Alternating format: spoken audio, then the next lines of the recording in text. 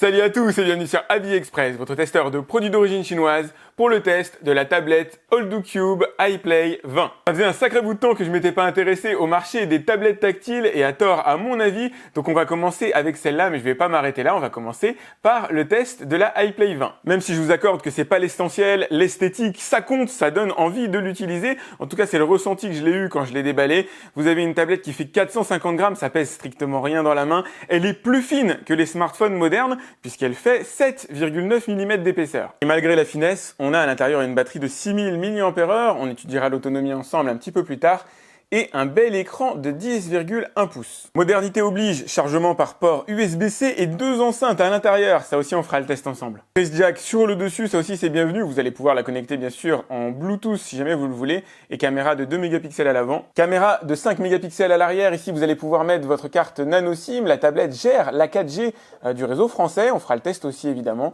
Ce qui lui manque à la limite, c'est un système de déverrouillage type lecteur d'empreintes digitales à l'arrière, ça aurait été cool, ou sur la tranche. Bon allez, c'est le moment d'étudier l'écran, je vais me faire mon petit plaisir personnel et enlever le film de protection. La dalle en elle-même est très classique, 10,1 pouces, on est sur du Full HD, évidemment c'est du tactile, ça répond super bien, Gorilla Glass par-dessus, le toucher est bon, c'est très doux, c'est fluide, il y a de bons angles de vision, un bon niveau de luminosité. Alors en extérieur, forcément c'est toujours un petit peu plus difficile à utiliser, c'est plutôt des tablettes qui sont faites pour être utilisées en intérieur en règle générale. Je vous présente rapidement l'interface générale de la tablette. Quand vous l'ouvrirez pour la première fois, vous obtiendrez cet écran. On a bien sûr toute la suite Google déjà de préinstaller, vous avez les raccourcis habituels. Android 10 à l'intérieur, c'est cool, donc vous avez plusieurs systèmes pour accéder à vos applications. Vous avez le tiroir en faisant ça, bien sûr vous allez pouvoir accéder aux paramètres. Et là, vous avez les informations sur la tablette elle-même, on a 4 Go de RAM à l'intérieur et Android 10, et ça c'est clairement cool. L'ensemble est impeccablement fluide, on va faire un passage par la sécurité comme je vous le disais. Malheureusement, il n'y a pas de système, alors que ce soit de reconnaissance faciale avec la caméra ici, ou de déverrouillage par empreinte digitale, ça aurait été sympa, mais c'est pas implémenté. À l'intérieur de la tablette, il y a 64 Go de stockage intégré, mais vous allez pouvoir ajouter une carte micro SD allant jusqu'à 500 Go.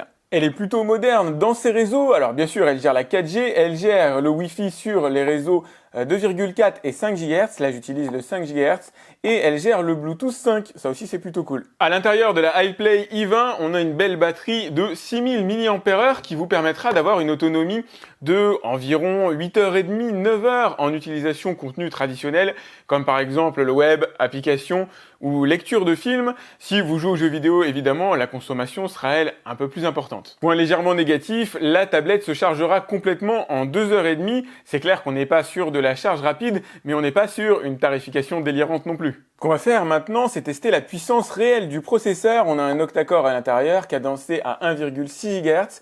Donc je vais télécharger AnTuTu et on va voir, ça va nous donner un score qui permettra d'évaluer les capacités réelles de la tablette. La iPlay i20 affiche donc un très étonnant score de 110 000 points. On est donc ici sur du très bonne entrée de gamme qui correspond à des smartphones à peu près à prix équivalent de celui de la tablette, comme quoi finalement on paye pas la diagonale d'écran, on paye pas non plus la taille de la batterie. C'est plutôt bien pensé, je pense que la tablette est vraiment très bien tarifée par rapport à son rapport prix-performance. Allez, les scores c'est une chose, mais on va faire des tests en conditions réelles. On va commencer par Netflix. Ça devrait être une véritable formalité pour la tablette. Bon, je suis sur un réseau ADSL pour l'instant, un peu pourri, donc c'est normal si le préchargement est pas très rapide. Je vous en montre pas plus, tout simplement pour une question de droit d'auteur. Si Netflix fonctionne, Molotov doit fonctionner aussi. Allez, on va se mettre un petit amour, gloire et beauté, c'est fantastique, ça fait toujours plaisir. Saison numéro 4225 probablement. Hop, et ben ça fonctionne et ça s'est calé en haute définition en plus. Allez, me voilà maintenant sur YouTube. Ce que je vais vérifier, c'est la définition de l'image. Je suis en 360p. Je vais mettre évidemment en 1080. Ça y est, la tablette vient de se caler sur du 1080p. C'est impeccable, c'est fluide et en même temps, j'en attendais pas moins. Bienvenue sur PlayerUnknown's Battlegrounds Mobile, un jeu exigeant en matière de puissance de performance processeur. Donc on est ici sur une version qui a l'air relativement fluide, tout à fait jouable. On va s'approcher de 2-3 personnages, voir un petit peu comment ça se comporte. Il y a une ou deux images de sauter de temps en temps. Je vais aller regarder quels sont les réglages de base qui ont été proposés par la tablette. Donc on est en mode fluide, fréquence d'image moyenne, etc. Ok, nickel. Bon voilà. En réglage minimum, ça a l'air de tourner à peu près correctement. C'est pas une tablette réellement dédiée aux jeux vidéo à la base, même si vous pouvez tout à fait jouer. On va aller voir ce que ça donne dans la vraie partie. Allez, comme on l'a vu ensemble, les films, tout ça, Netflix, ça passe absolument impeccablement sur cette tablette. Les applications aussi, j'ai absolument aucun doute, vous allez pouvoir faire tourner tout ce que vous voulez. Donc du coup, on va passer à la phase jeux vidéo. Je vais vous en montrer deux. On va commencer par Mario Kart, qui devrait normalement être une formalité relative pour cette tablette-là. C'est pas un jeu extrêmement gourmand en ressources, mais c'est toujours agréable à jouer, c'est toujours agréable à voir aussi. La tablette exploite bien visiblement les couleurs. Bon, moi je suis mauvais, mais en même temps c'est toujours compliqué aussi de parler pendant que je teste le jeu vidéo. Ça a l'air fluide, nickel. On va aller se faire un tour sur un jeu un peu plus costaud. Allez, me voilà dans le jeu, dans la partie. Donc on a une relative fluidité effectivement. C'est tout à fait correct pour débuter. C'est clair que les experts, vraiment ceux qui cartonnent à ce jeu-là, vont plutôt préférer des produits un peu plus haut de gamme, des tablettes un peu plus puissantes. Mais on va dire que ça suffira comme ça pour de la pointe, pour pouvoir jouer de temps en temps. C'est tout à fait honnête. On va se faire maintenant un petit test de la 4G. Donc j'utilise une puce Bouygues, mais elle fonctionnerait aussi bien avec Free. Là, vous avez le petit rack à l'intérieur duquel je vais mettre la carte et la petite épingle qui est fournie. Je vous ai pas montré le package, mais vous allez bien sûr trouver le chargeur et le câble USB-C. Pour faire ce test-là, je vais désactiver le Wi-Fi afin de ne pas biaiser les résultats. Et puis on va aller sur Google Play faire un petit test de téléchargement. Et on va aller prendre Coinmaster, ça a l'air fantastique. Alors j'ai pas l'intention de tester le jeu, ce qui m'intéresse c'est juste la vitesse de téléchargement. Donc on est sur un jeu de 60 mégas qui télécharge à 7%. Donc en gros, allez à vue de nez, on est à 4-5 mégaoctets par seconde, ce qui est tout à fait correct pour une tablette 4G. Faut prendre en considération que je suis assez loin de la borne 4G. Je suis même très loin, je suis à au moins 2 km. Elle est dans une autre ville. Donc pour le coup, il peut y avoir quelques temps de latence. En tout cas, pas forcément des rapidités de téléchargement. Allez voir mon pote de chez K-Tech. Et c'est fluide, c'est nickel. Franchement, c'est top. La 4G fonctionne super bien sur la tablette. J'aime bien son décor. J'avoue que je kiffe bien. Le gars, il est en avance. Allez, comme on est bien tous ensemble, on va se mettre un petit peu de musique, histoire d'évoquer les capacités sonores de la tablette. Vous avez deux enceintes à l'arrière. Je vais vous mettre le micro devant une des enceintes.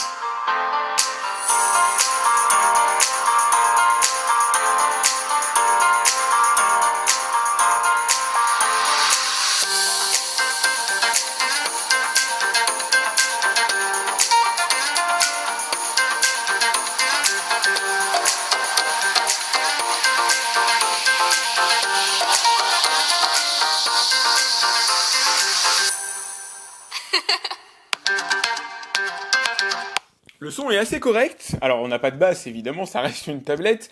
Mais on a deux enceintes à l'arrière, pas forcément de stéréo. Ça, je vais dire, c'est un petit peu dommage d'une façon de parler. J'aurais aimé avoir une enceinte de part et d'autre de la tablette. Ça aurait été vraiment cool, comme sur mon Xiaomi Mi 10. Ça, j'avoue, c'est top. Mais bon, on a au moins deux enceintes qui fonctionnent bien, qui ne saturent pas trop, ou en tout cas quasiment pas. Faudrait mettre le son vraiment très fort pour ça. Elle fait vraiment bien le job. Voilà, manque la stéréo pour vraiment faire mon bonheur. Et en positif, sur le positionnement, elles sont situées en haut et en bas. Ce qui signifie que si vous jouez aux jeux vidéo et que vous tenez par exemple votre tablette comme ça, peut-être que vous allez obturer une des enceintes, mais l'autre restera libre. Et ça, c'est l'essentiel. Et peut-être que ça a été pensé en ce sens-là. Alors, ce qu'il faut oublier dans cette tablette, c'est la partie photo et vidéo. Ce sera suffisant comme ça de la pointe pour la visioconférence en famille, pas plus, pas professionnel. On est dans du 2 mégapixels ici, voilà, qui est franchement ras des pâquerettes.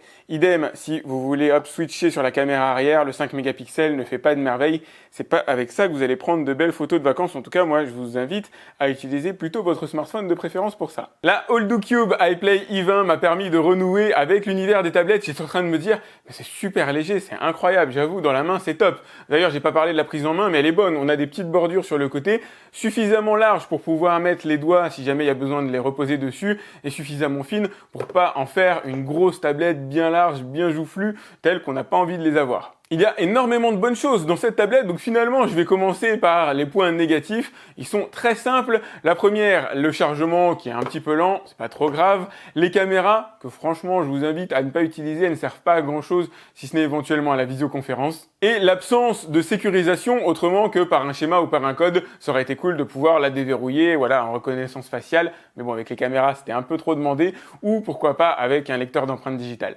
Pour le reste, elle fait le job et elle le fait même bien. L'écran est agréable à lire, la prise en main est agréable aussi. Android 10 à l'intérieur, une bonne autonomie, en tout cas suffisante pour bon nombre d'utilisations. Un CPU, un processeur qui est suffisant lui aussi, alors surtout pour la partie vidéo, application sans aucun problème, un peu de jeux vidéo, pas forcément tout évidemment, si vous commencez à taper dans du FPS comme PlayerUnknown's Battleground, vous l'avez vu, il y a certaines limites en matière de nombre d'images par seconde, mais elle a quand même une certaine aisance. La connectivité fait aussi partie de ses gros points forts, la 4G à l'intérieur sur toutes les bandes de la 4G française, c'est quand même pas négligeable, le Wi-Fi, alors 5 GHz et 2,4 et le Bluetooth 5, il manque à la limite le NFC, mais enfin je sais pas si vous payez, en tout cas si vous avez l'habitude de payer avec une tablette. Elle figure clairement dans la liste des produits que je vous recommande. OlddoCube, c'est une bonne marque. Ça fait un moment quand même qu'ils exercent dans ce domaine-là. Le rapport qualité-prix est top. D'ailleurs, en parlant de prix, je vous l'ai mis directement dans la description comme d'habitude. Quand vous allez voir ce que ça donne, franchement, voilà, elle est super bien positionnée. Avant de vous jeter dessus, mettez un like à cette vidéo, c'est important pour moi. N'hésitez pas à vous abonner, à cliquer sur la petite cloche qui vous permettra d'être alerté lorsque je lance un nouveau test. À partager cette vidéo, moi ça m'aide à me développer, à me faire connaître. Et je vous dis à très vite sur AviExpress. Salut!